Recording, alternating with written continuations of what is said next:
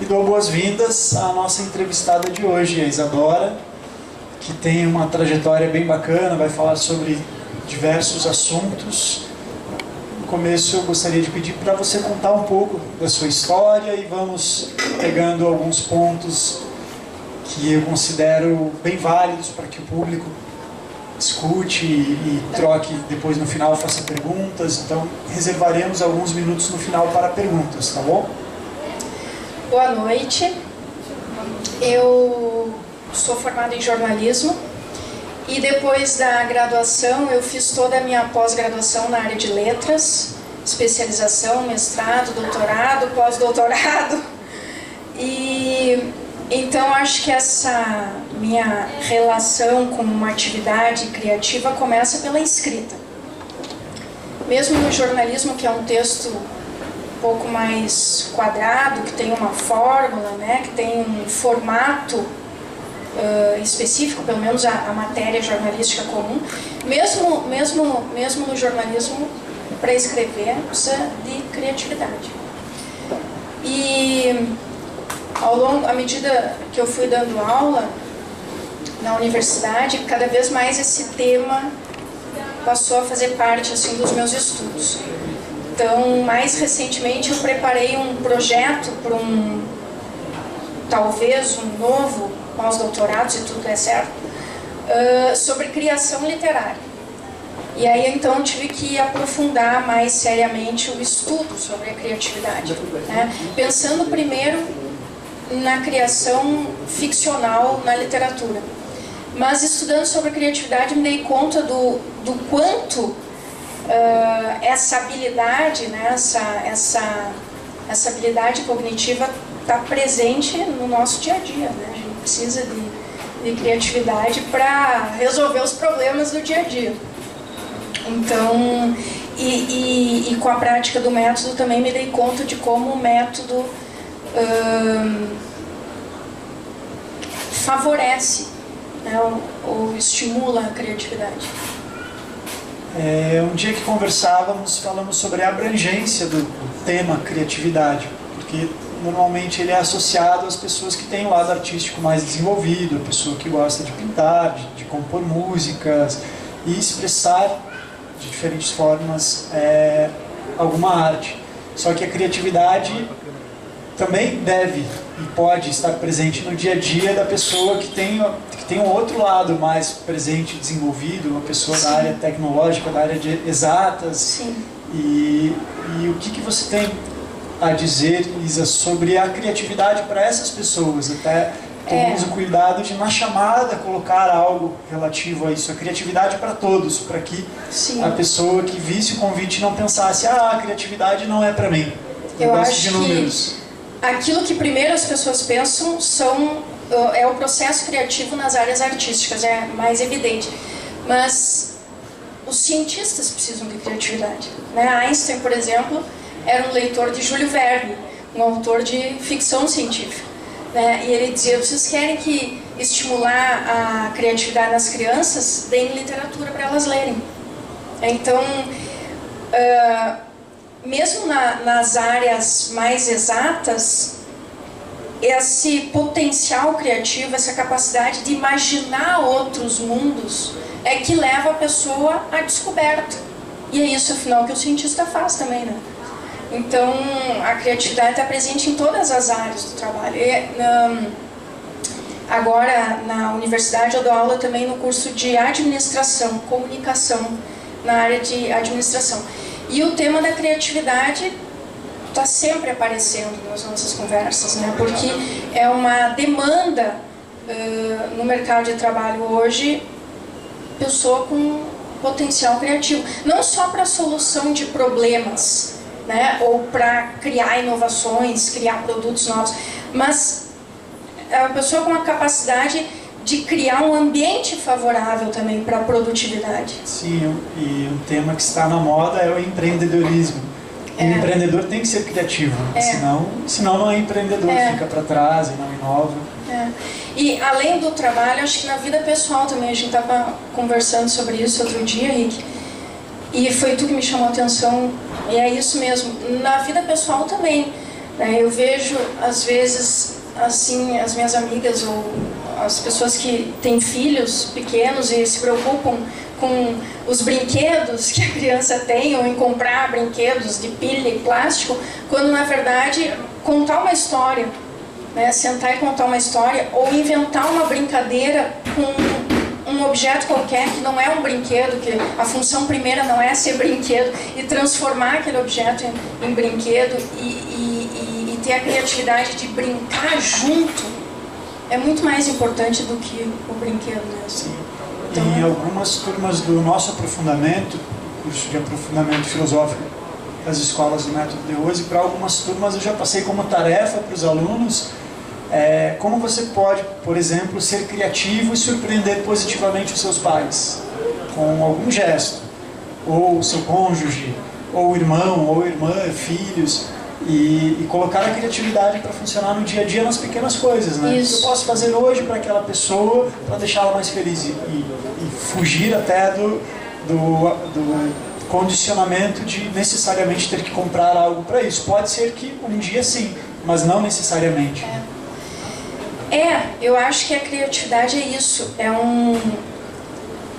é esse impulso pela descoberta. Porque quando eu vejo entrevistas com pessoas que trabalham em áreas voltadas ao trabalho criativo, eu vejo que elas falam muito em busca e descoberta. Picasso, por exemplo, tinha uma frase que ele dizia: eu não procuro, eu acho. Então, é esse processo de não buscar e achar, ou de buscar e não achar aquilo que buscava, achar outra coisa, achar aquilo que nem sabia que buscava. Mas eu vejo sempre esse processo assim, de busca e descoberta. E por isso que eu entendo a criatividade como uma forma de ver de um outro ângulo, de ver não só olhando, mas enxergando mesmo. Então, como uma descoberta mesmo, que exige esse mergulho intenso, essa vivência intensa do processo criativo. E isso, esse olhar diferente, essa busca, essa descoberta, pode ser também nas relações pessoais. Olhar aquela relação que a gente sempre pensou que era de um jeito, de outra forma, de um outro ângulo, e quem sabe descobrir uma novidade naquela relação de tanto tempo. Então, acho que é olhar diferente, tentando fugir dos nossos hábitos. Sim. E dentro da sua área de formação e atuação, o que você tem a dizer para um público heterogêneo sobre a criação literária? Pois é. Quando a gente fala em processo criativo, é claro que é sempre um processo individual. Então, os escritores, por exemplo, cada um tem o seu método de trabalho, a sua forma de criar. Mas eu acho que é recorrente nos relatos das pessoas que trabalham com criatividade, não só escritores, é que algumas etapas podem ser identificadas. E os estudiosos da criatividade já conseguiram até certo ponto estabelecer essas etapas e descrevê-las. Então, é sempre um trabalho que envolve uma grande preparação. Uma preparação. O trabalho criativo ele não acontece por acaso. Então, primeiro vem uma fase de captação das informações que são necessárias para o processo criativo, de preparação mesmo, de estudo de determinado assunto, de estudo de uma técnica, porque o trabalho criativo não acontece sem a técnica é o suporte para a criação. Se eu resolvo que vou pintar um quadro, por exemplo, talvez seja útil eu conhecer um pouco sobre as técnicas de pintura a óleo, têmpera, etc. Então, é a partir de um conhecimento técnico também que eu potencializo a minha capacidade criadora. Então, isso tudo exige grande preparação. E depois da preparação, muitas pessoas relatam também uma fase de incubação, que assim, tem que dar um intervalo, tem que dar uma pausa naquela preparação intensa, naquele mergulho profundo, né, naquele assunto de interesse ou naquela técnica, dar uma pausa. Às vezes a pessoa resolve ir fazer alguma coisa que nem parece nem ter ligação com aquilo, para aquele trabalho no qual ela está se dedicando, e aí surge uma ideia, surge uma solução para aquele trabalho. Então é uma fase necessária para assimilar toda aquela preparação. Isso tudo é um processo criativo, mas a criatividade ela só se concretiza no exterior. Então eu preciso de um ato criativo, eu preciso da concretização, eu preciso da realização, né? Por isso que às vezes as pessoas confundem um pouco, que a criatividade, uma pessoa muito criativa não é só aquela que tem muitas ideias. É claro que faz parte da personalidade criativa essa fluência, né? Essa capacidade de ter um volume grande de ideias a respeito de determinada coisa. Mas enquanto está na minha cabeça é só uma ideia, né? A criação exige uma concretização, uma realização. Aí vem o trabalho de realizar aquilo. Se eu decidir que vou escrever um romance, bom, não vai ser da noite para o dia que eu vou escrever um romance. Há casos de pessoas que escreveram da noite para o dia, mas são certamente mais raros, né? Temos uma sigla dentro do método de Rose que é uma brincadeira, mas é uma brincadeira séria. E muita gente tem bastante iniciativa, tem 500 ideias por dia, mas não termina nenhuma. Então é importante aplicarmos em tudo, ou quase tudo, o TBC. Tire a bunda da cadeira, né? Ação efetiva, levante-se e faça. Em alguns casos, coloque a bunda na cadeira, estude, por exemplo. TBC é fundamental na criatividade. Aí vem o ato criador, que é essa realização. Tem também a ideia que faz parte do método da ação efetiva, né? Que é isso, concretize aquilo que você está pensando. Aí vem o ato criador, e esse ato criador é composto, digamos assim, de uma série de novas etapas. Eu preciso testar aquela ideia. Eu tive a ideia para um romance, mas será que isso vai funcionar? Será que faz algum sentido? Ou não, pensei num produto novo que é fantástico, mas alguém vai querer esse produto? Né? Porque a criatividade também ela precisa ser reconhecida no contexto em que ela surge como criatividade. Ela precisa do aval do ambiente. Então, por exemplo, um pintor pode fazer quadros que em determinada época vão ser extremamente reconhecidos, mas que na sua época não foram bem aceitos. Van Gogh, por exemplo, nunca vendeu nenhum quadro, né? Os impressionistas todos, eles faziam parte do salão dos recusados. A arte que eles produziam naquele momento não era reconhecida como algo inovador, como arte. Então, ainda demorou um tempo, alguns anos, para que aquela inovação que eles propunham fosse incorporada pela sociedade, pelo ambiente, pelo contexto. Então, além de tudo, não é só um processo individual, é um processo de conexão com o outro, né? Precisa do reconhecimento do outro. Então, é preciso testar a ideia, é preciso saber se aquilo vai ter repercussão, se aquilo vai ter respaldo no contexto, né? Voltando agora à sua história, você se entregou com o Tu. Então, como que você veio parar em Curitiba e ainda na sua trajetória, o que você faz hoje, além de ser professora? Você é crítica de filmes também, né? Eu moro em Curitiba há 5 anos. Antes eu morava em Porto Alegre. Eu sou carioca, na verdade. Ninguém acredita quando eu digo, então eu já nem digo mais. Eu nasci no Rio de Janeiro, mas sempre vivi no Rio Grande do Sul, né? Morei a maior parte do tempo em Porto Alegre. E aqui em Curitiba eu dou aulas, eu sou professora em diferentes cursos, letras, jornalismo, administração, pedagogia. E além do trabalho como professora na universidade, eu tenho um site em que eu aí exercito um pouco o lado jornalista e gosto de fazer entrevistas. É uma das coisas que tu te cuida, porque eu começo a fazer pergunta para ti. Eu faço entrevistas em geral com escritores, com pessoas, com músicos. Qual é o site? O site é Palpitar, Revista de Literatura e Cultura. Tem uma série de conteúdo publicado lá, mas eu ultimamente me dedico mais à parte das entrevistas, né, que inclusive eu acho que são um pouco a origem desse interesse mais agora estudioso, digamos assim, de mais recente sobre criatividade, eu acho que começou um pouco lá nessas entrevistas que eu faço com escritores. É porque eu sempre gosto de perguntar como é que é o processo criativo para eles. E a resposta de cada um é sempre diferente uma da outra.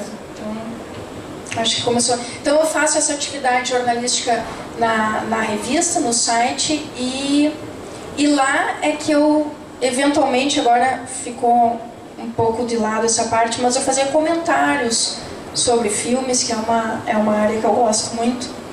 Eu gosto muito de cinema, de artes plásticas e de literatura. Então eu aproveitava aquele espaço para pensar um pouco sobre isso. Agora estou voltando a pensar sobre cinema. Amanhã mesmo vou falar em outro lugar sobre cinema. Então talvez eu reative assim, essa parte lá da revista que ficou um pouco de lado nos últimos anos. Legal. Bom, alguns presentes são alunos das nossas escolas. Temos o pessoal que está tendo o primeiro contato com esse formato de entrevistas. Mensalmente chamamos algum aluno de alguma escola do Método DeRose que se destaque na sua área. E a ideia é que a pessoa fale um pouco do trabalho dela, da trajetória, que inspire através do seu exemplo dentro da sua área pessoal e trajetória, da sua área profissional e trajetória pessoal.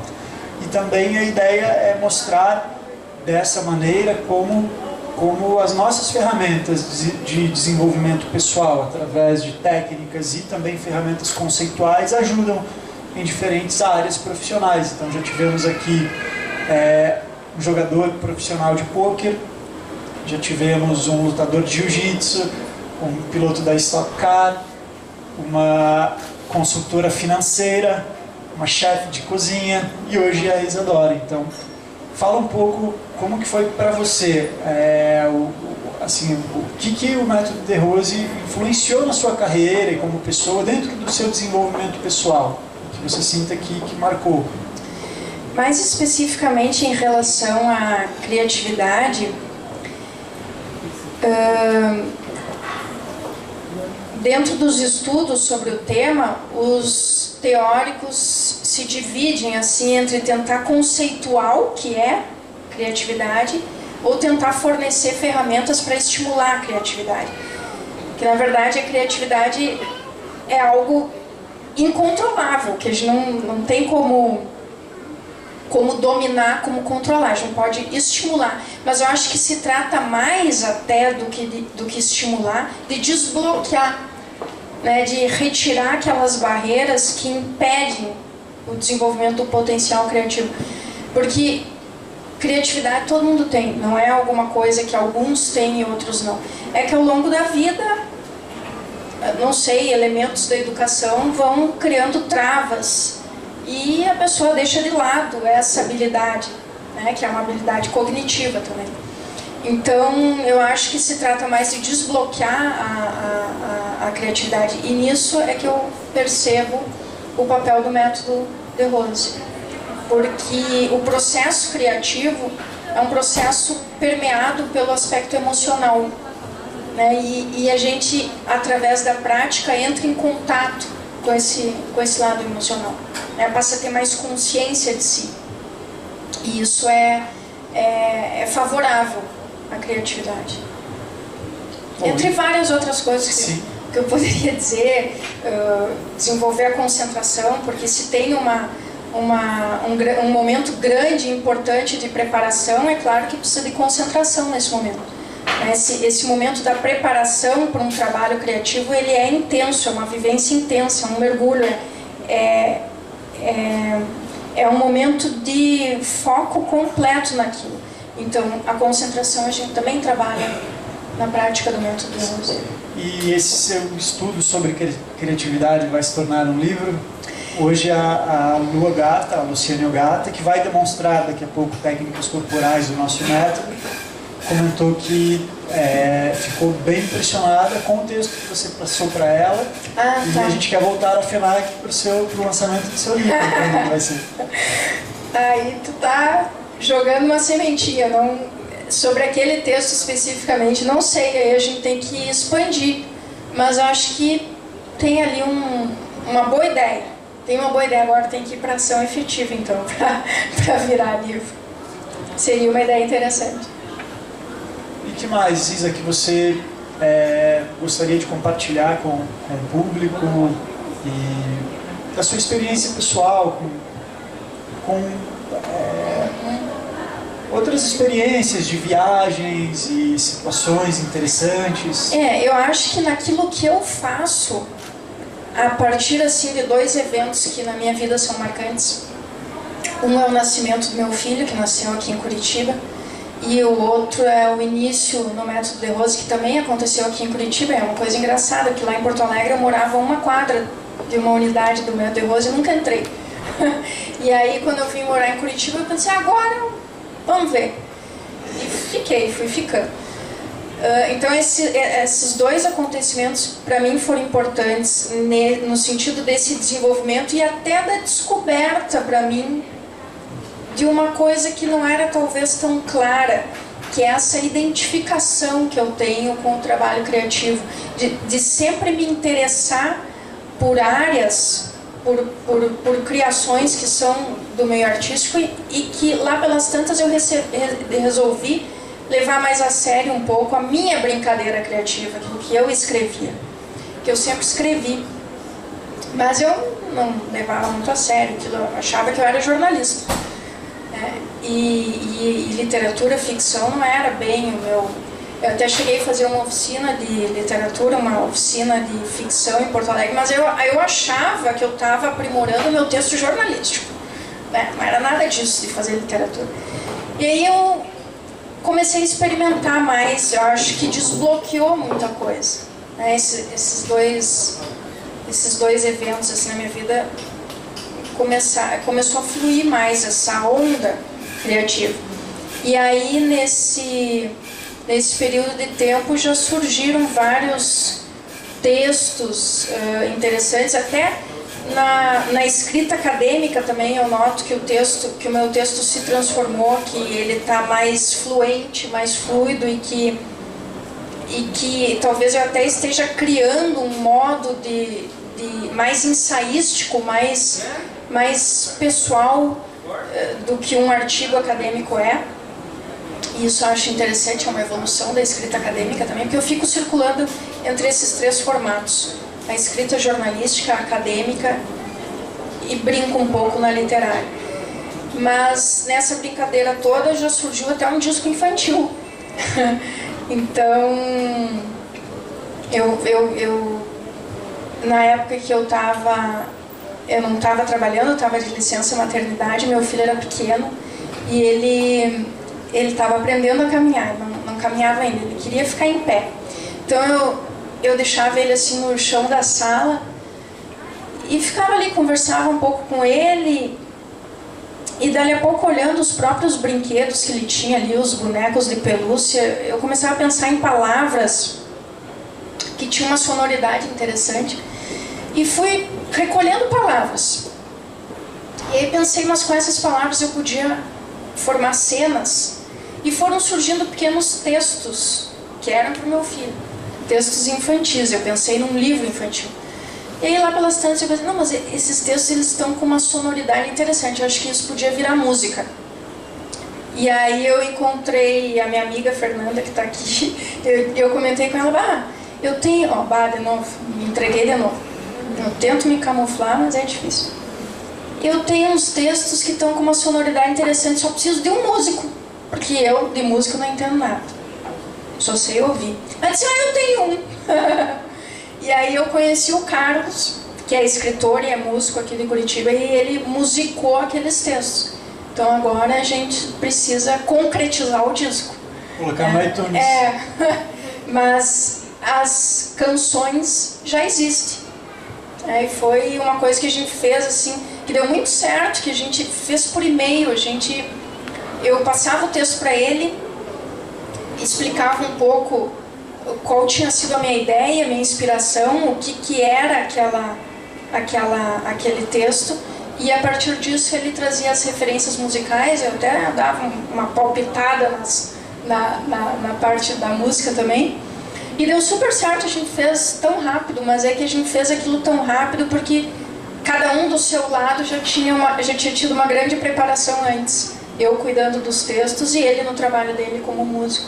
Então, quando a gente se achou, aquilo aconteceu, assim, como se fosse fácil. E a Isabela até pediu para cantar aqui, mas eu falei que não ia. Não, tu sabe que eu não lembro de nenhuma das. Eu mesmo escrevi, eu mesmo esqueci. Sei. Eu tento cantar pro meu filho hoje, eu não lembro. E, bom, agora eu gostaria de abrir para que vocês fizessem algumas perguntas criativas e a Isadora continuasse desenvolvendo o tema no qual ela é fera. O microfone já chega.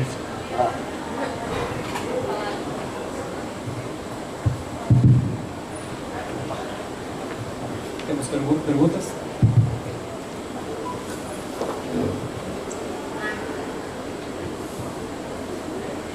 Oi, Isadora, tudo bem?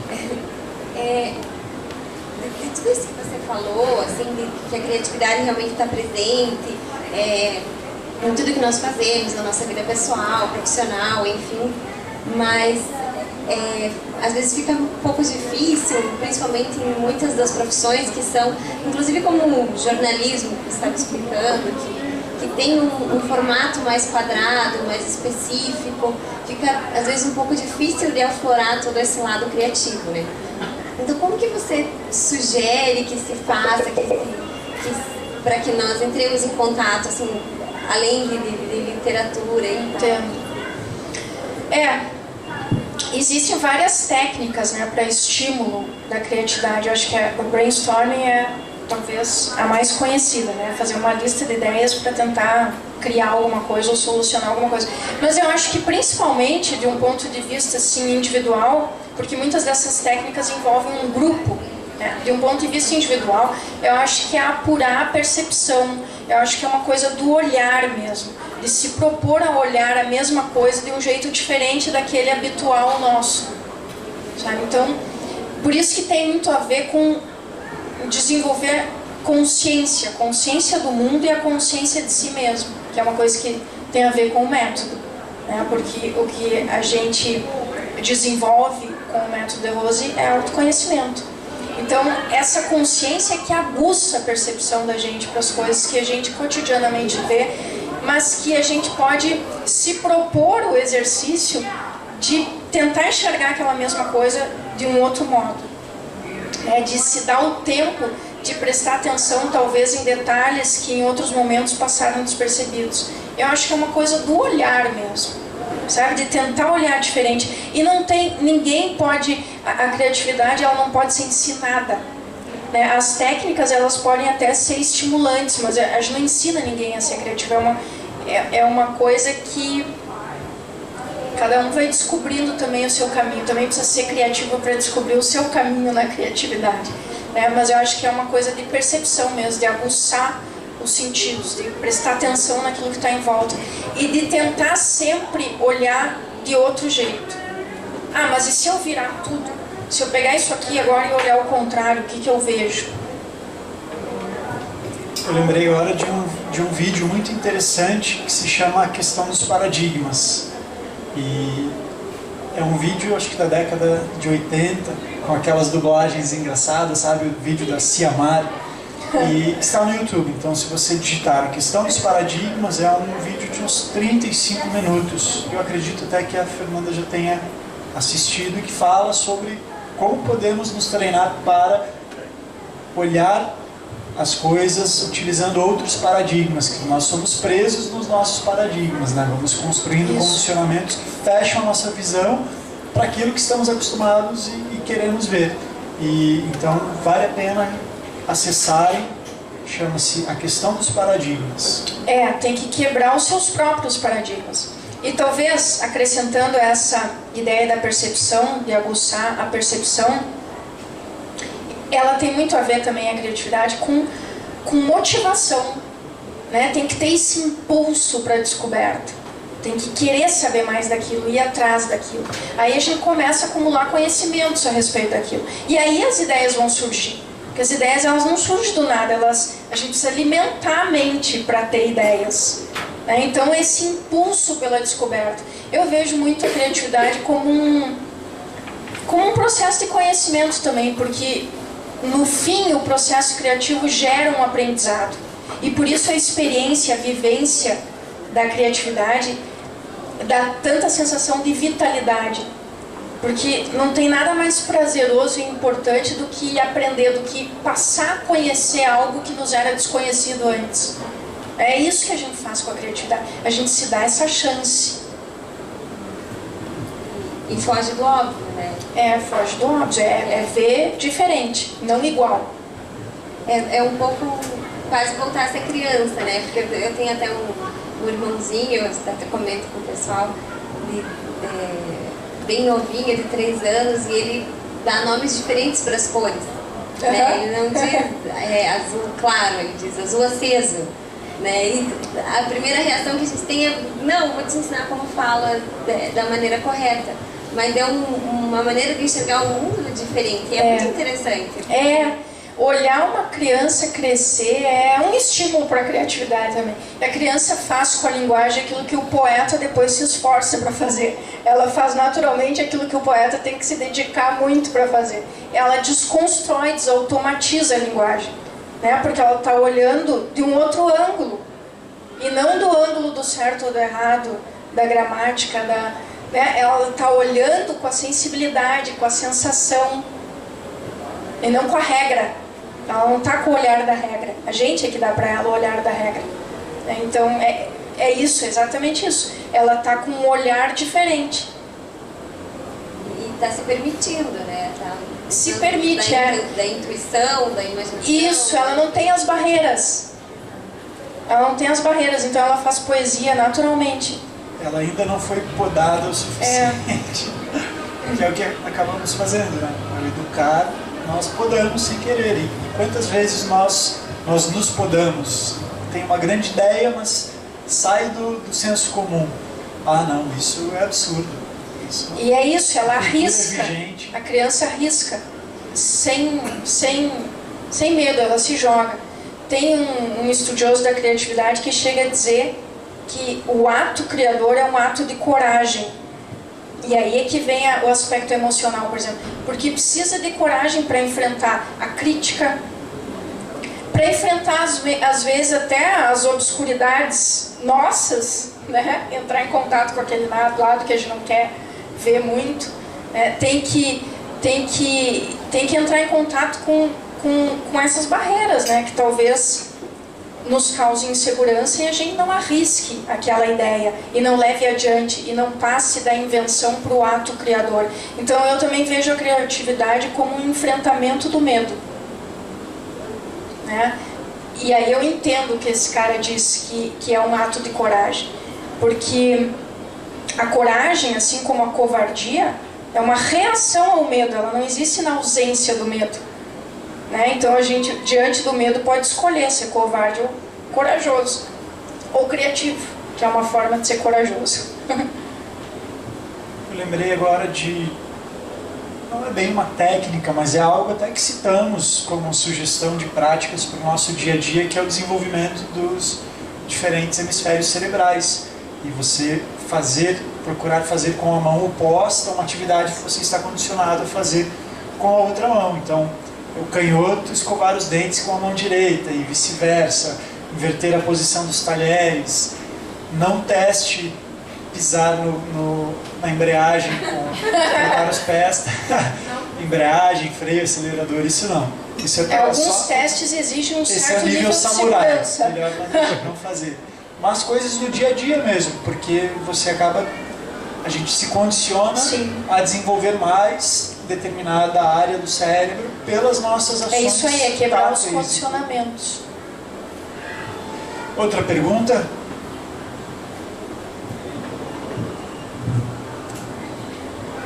Vocês já abordaram por várias oportunidades aí um pouquinho do que eu queria saber, mas uma questão mais direta é como o nascimento do seu filho e posteriormente a entrada no método te auxiliou a a ser mais livre ou a permitir mais a sua criatividade fluir? Porque eu vi que você comentou isso durante, até agora, depois também. Tu disse que tu ia me fazer uma pergunta fácil.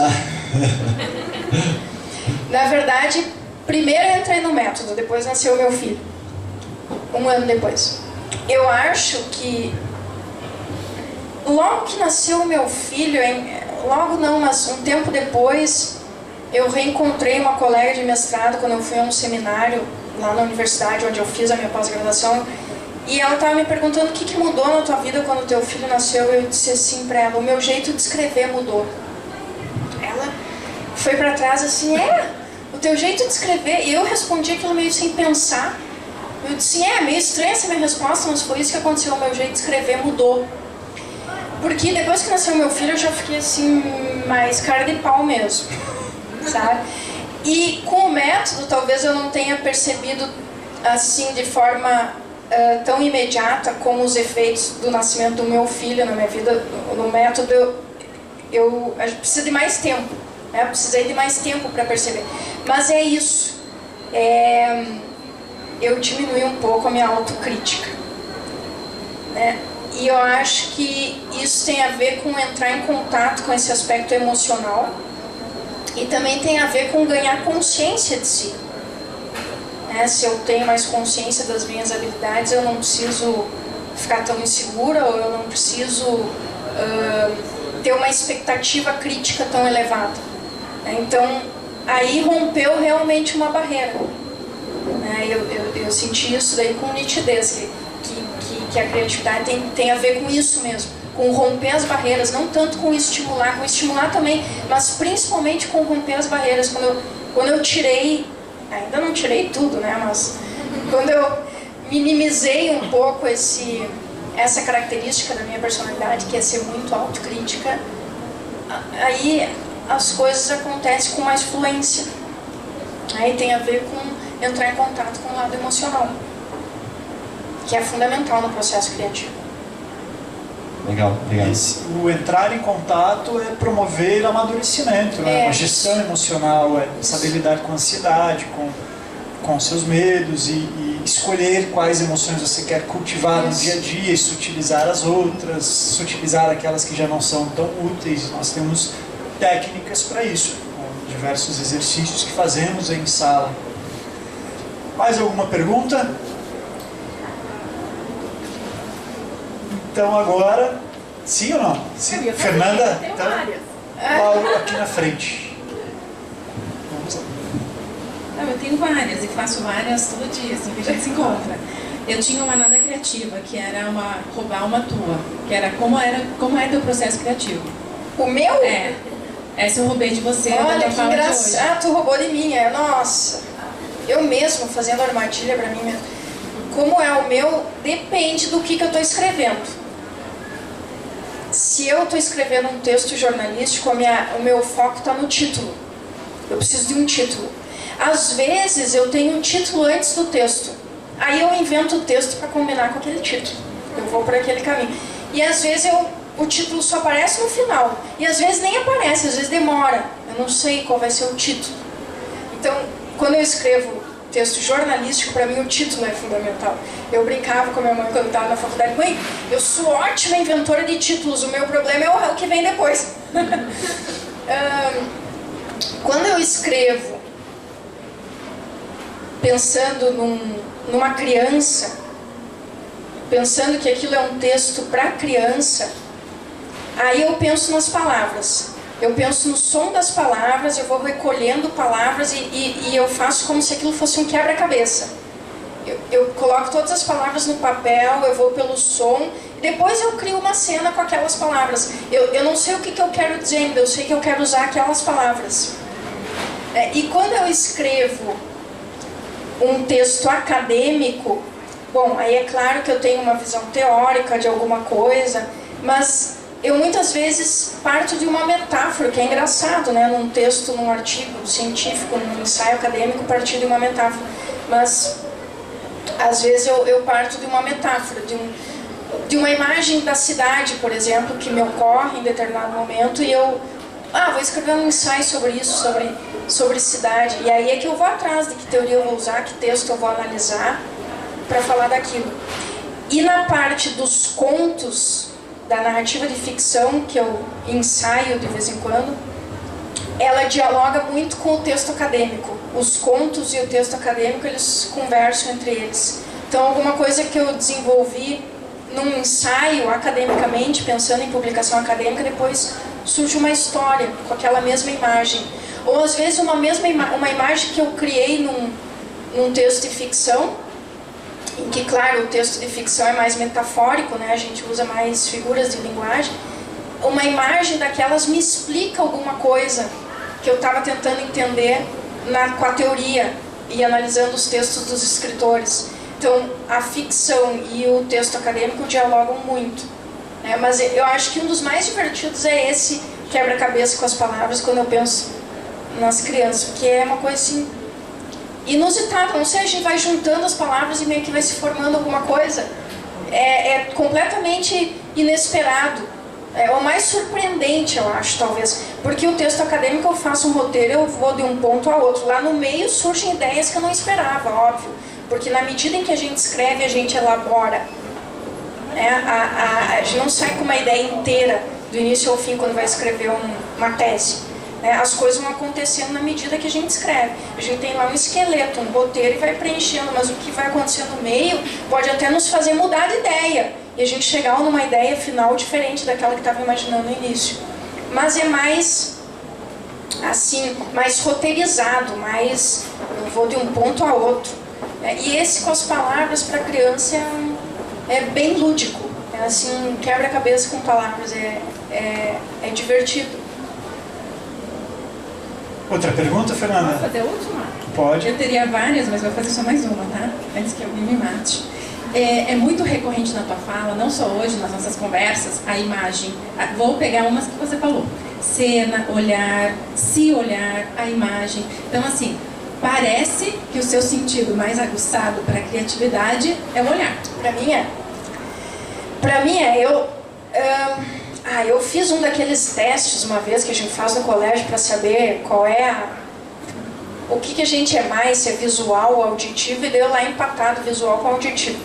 Mas eu sou muito visual, gosto muito de cinema, sempre gostei de cinema. Cinema é talvez uma das linguagens assim que mais me atrai, porque a imagem me atrai muito.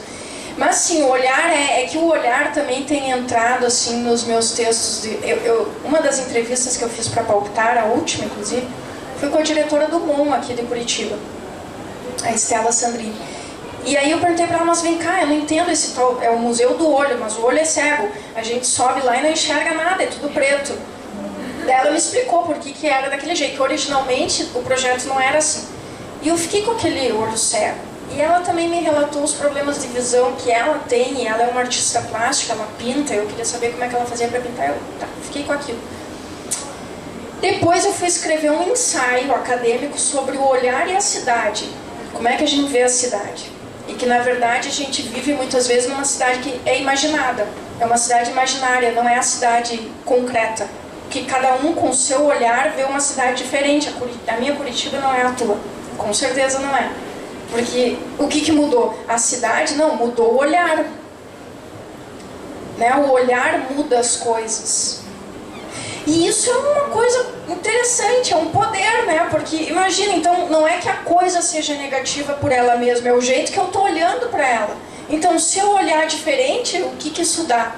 Eu transformo a coisa? Não sei, comecei a pensar sobre isso. Então, o olhar nos meus contos também a cidade aparece muito, e o jeito de olhar a cidade aparece muito. Porque aí eu tenho que pensar em imagens para falar da cidade. Eu não vou escrever um conto descrevendo Curitiba, tem tantos mil habitantes, eu tenho que inventar uma imagem para falar de Curitiba. Então, tem razão. Eu me dei conta disso. Agora tu fez essa pergunta, reforça para mim essa ideia. Mas eu me dei conta, relendo os meus textos, nossa, eu só falo de olho o tempo todo. Eu até contei para os meus alunos uma vez que eu tinha uma coleção de olhos. Eles, como assim? Há muito tempo atrás, dos livros que eu lia, dos romances que eu lia, eu gostava muito das descrições sobre os olhos dos personagens. né? Uma das personagens mais famosas da literatura brasileira é conhecida pelos olhos de ressaca, Capitu, do Machado de Assis.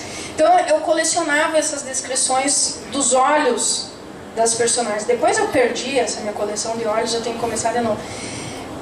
E olhando o que eu escrevo, eu comecei a me dar conta disso, que aparece muito olho, o olhar, mas é um olhar que é uma sensibilidade, não é só o ato de olhar alguma coisa. É olhar e sentir aquela coisa, apreender aquela coisa.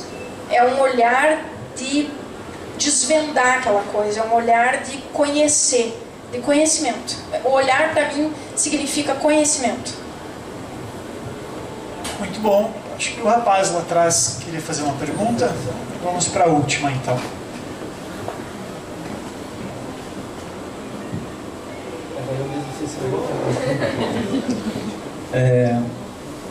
Eu percebi pelas suas descrições e por todos os casos que você contou aí, que como você atua em várias áreas ali, você faz com que tudo se converse, né? As coisas se ligam, trocam informação. Então eu queria saber como que você faz para lidar com a criatividade. A gente acaba se poluindo um pouco quando a gente troca muita informação entre as coisas, entre os ensaios literários ali, entre a música e a revista e o cinema. Tudo acaba se misturando, a gente acaba trazendo coisa de um tema para outro. Aí você estava falando da cidade, o olho, entende? Então essa criatividade toda vai gerando muita informação, a gente vai lidando com isso, perceber de que maneira que você lida com isso e se você escolhe o caminho que você está tomando, se você deixa a coisa acontecer,